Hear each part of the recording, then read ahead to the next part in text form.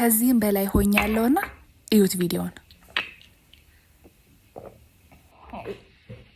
ለብዙ ጊዜ ሳስብበትና የሚመጭ ቀን ስጠብቅ ነበረ ይሄንን ነገር ለመጠቀም። ዛሬ ቀን ደርሷል።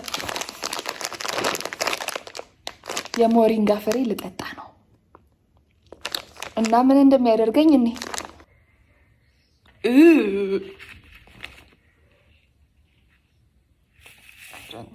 3 ፍሬ በቂ ነው ብሎኛል። ግን እኔ ድርቀት ስላለብኝ 5 ላ ነው ማደርገው። ፊት የለም እንደዚህ ማድረገው ፈገግ ነው ብለው ወደዋለሁ። ስጠጣው ይጣፍጠኛል። በትክክል እየተጠቀምኩት ይሆን አይሆን አላውቅም። ቺርስ።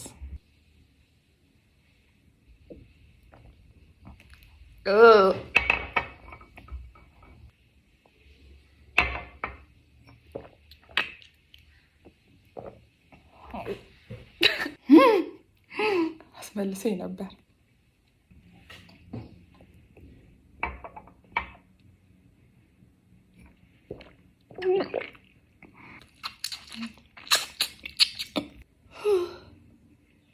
እስኪ ምን እንደሚሰራ እናያለን።